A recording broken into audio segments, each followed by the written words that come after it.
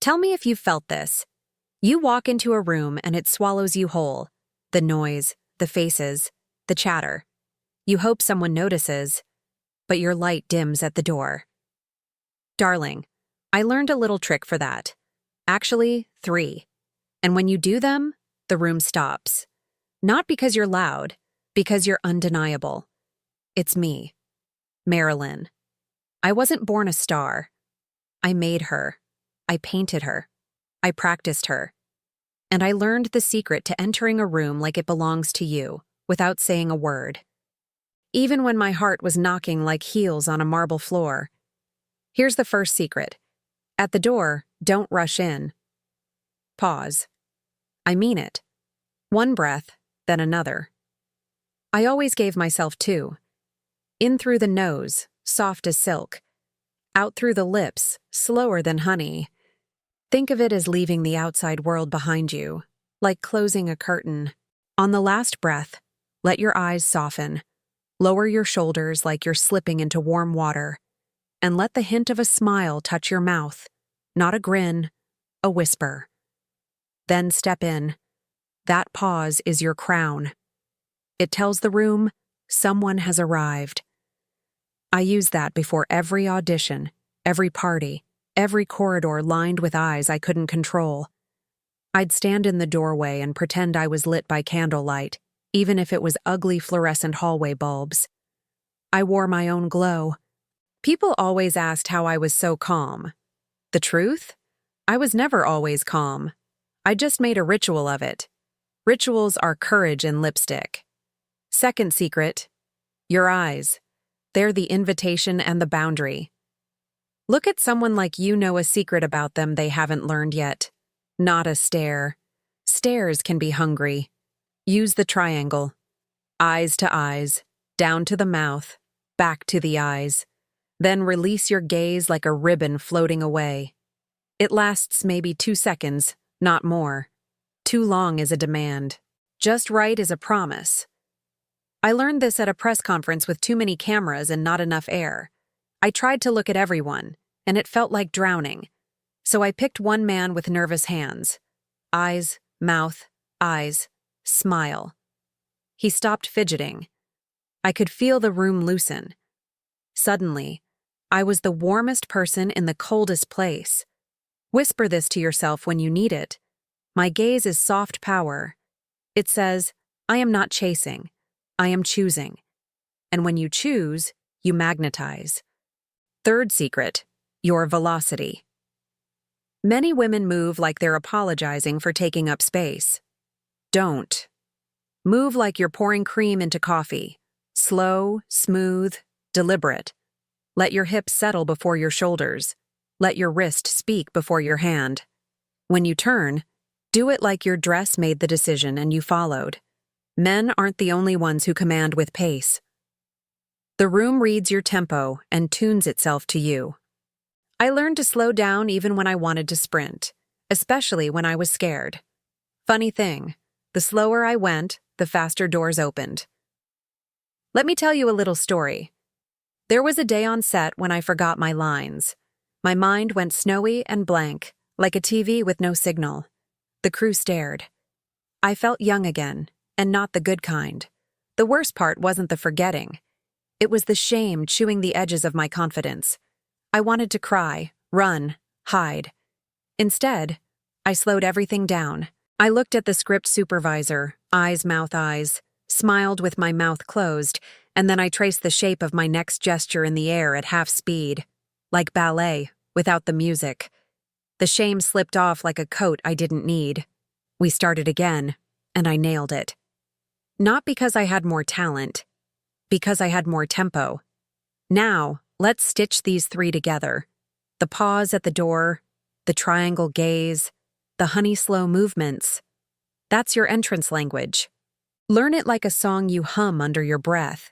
You can use it at a dinner party, an office meeting, even walking into your own kitchen when you want to reclaim your day. It's not acting. It's choosing. But darling, seduction isn't just entrances. It's what you do once the room knows you're there. Here's the quiet thunder. Contrast. Be playful, then thoughtful. Be warm, then a little cool. I used to answer a question with a soft laugh, then hold silence just long enough that the other person leaned toward me. Leaning is a confession. When they leaned, I knew they were listening. That's when I told the truth I wanted remembered. Truth, time, confession. I was never the most beautiful woman in any room.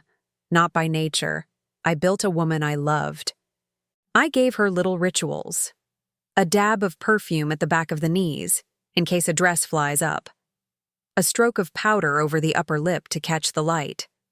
Lipstick applied with a brush, not from the bullet. So every edge looked like a secret kept on purpose. When I touched my own wrist, I imagined velvet. When I put on earrings, I took one breath, as if I were pinning a mood to my ears. These weren't vanity. They were intentions you could see. One night, at a little cocktail party in the hills, I practiced something I called the early exit. I left 20 minutes before I wanted to. I smiled warmer than the lights, kissed the hostess on the cheek, and left a question behind me instead of an answer. Desire grows in the space where you could have stayed, but didn't. That rule saved me more times than you'd think. We're trained to overstay, over-explain, overshare. Leave them a silhouette to think about. A silhouette is more powerful than a close-up. You want the secret to confidence? It isn't loud. It's consistent. Keep a promise to yourself in public. Any promise. Stand with one shoulder slightly back when you're nervous. Never touch your face when you're being challenged. Touch your wrist instead. There's a pulse point there that steadies you. Choose a single word for the night. Glow, velvet, hush, spark, and let every gesture express it. Even if your brain is buzzing, your body can speak the language of your chosen word. After a while, your mind will follow your body's lead. That's not magic. That's womanhood. In love, remember this. Mystery is not distance. Mystery is rhythm. Tell a true story, then ask a question that makes him tell one too. When he answers, listen like you're memorizing the sound of rain. And when you speak again, say his name softly. Names are music. Then change the subject just a little, like turning down a lamp. He'll want to turn it back up. If he never tries, he's not your audience. Don't beg to be watched by the wrong crowd. And if you're already in love, keep a tiny secret ritual only the two of you know. A touch, a scent, a phrase. I kept a man's handkerchief knotted in my purse for a month. It smelled like his cologne and colonnades at midnight. Sometimes I'd tie it to my wrist under my sleeve. When I laughed, I'd press that wrist to my cheek. He never knew, but he felt it. The body broadcasts what the mind hides. Let's talk dress without becoming a mannequin. Fabric is memory. Satin remembers your fingertips. Wool remembers your heat. Wear a dress that moves a second after you do. The echo makes people watch twice. Choose one glamour note, not 5. Red lips with nearly naked eyes, or a smoldering gaze with a quiet mouth. A single diamond drop earring and bare collarbones. Too much noise is the enemy of allure. Give the eyes a path and the heart will follow it. Your voice, darling. It's an instrument most women forget to tune. When you're nervous, the voice flies up. Bring it down by thinking of the sound landing on the table, not in your throat. Start sentences a half step lower than feels natural, then lift at the end like you're nudging a swing. The world leans into voices that feel like velvet curtains, not ceiling fans. I used to practice reading recipes out loud like love letters. Shall we dance, darling? Now whisk the eggs. I have another confession. I was insecure about my intelligence for years. I thought if I studied too hard, no one would want to kiss me. So I tried to shrink. Into giggles, into gaffes, into the spaces men carved out for blondes like me. It didn't work. It never works to be the size of someone else's comfort. The day I started treating my curiosity like perfume, bold at first, then lingering, I was freer. Ask better questions. Not, do you like me? But, what fascinates you lately? What made you laugh today? Actually laugh. Curiosity is a kind of caress. It says, I want to know what's alive in you. People bloom under it. Boundaries are the lace of seduction. Soft, seen, and firm. Practice saying no the way you'd sip champagne. Slow, amused, and without apology. I sometimes answered invitations I didn't want with a line that saved me politely. That sounds lovely. This month I'm keeping my evenings for rest. See the trick? I didn't explain. I chose. Choice is irresistible. Now, pick a mirror. The one that tells the truth in better lighting. Tonight, when you're getting ready, don't just build a face, build a mood. Close your eyes and ask, what's the feeling I want to leave behind me in this room? Maybe it's warmth that glows, or mischief like a whisper. Put that feeling into your lipstick, into the angle of your eyeliner, into the slope of your shoulders. You aren't painting pretty, you're painting presence. Pretty fades in poor lighting. Presence lights its own scene. And while we're here, this is a pact. Never apologize for adjusting your crown. If your strap slips, fix it like a queen, not a child. If your hair misbehaves, smooth it like you're granting mercy. Every correction can be a performance. Even the clumsy moments. Especially those. The audience isn't waiting to laugh at you. They're waiting to be shown how to carry their own awkwardness. Teach them. Midway through the night, remember to rest your face. Let your expression go blank for one breath and then bloom again. It's like turning the page of a book.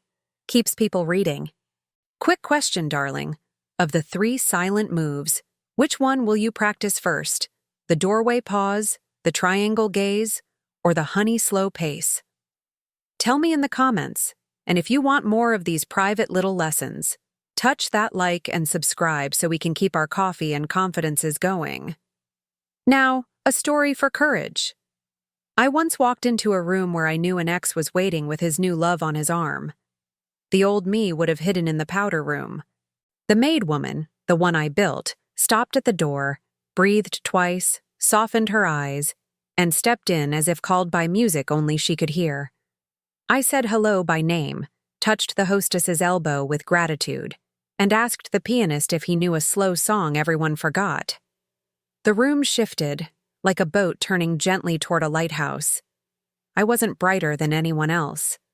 I was steadier. That steadiness is what people call glamour because it looks like magic from the outside.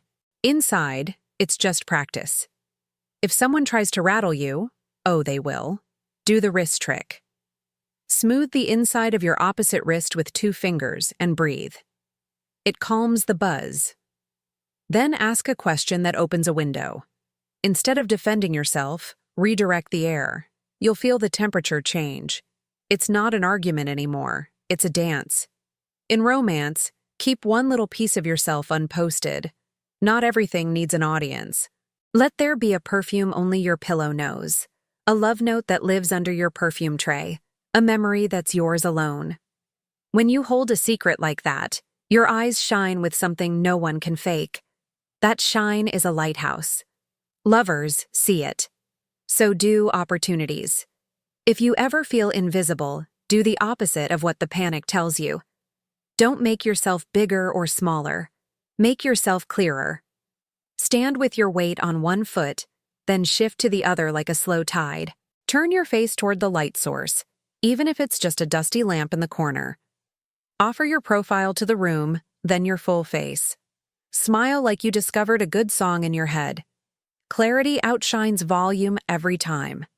You know the best compliment I ever got? Not you're gorgeous. Not you're famous.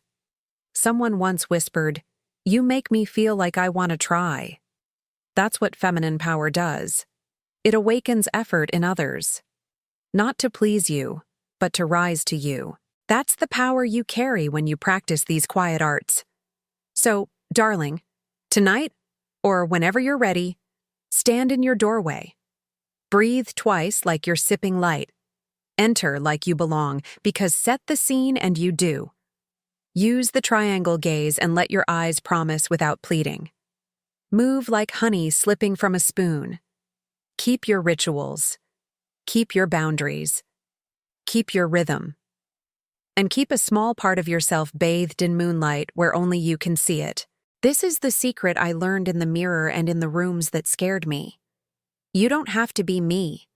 You just have to be the version of you that you've decided to love. That version walks in and the room softens.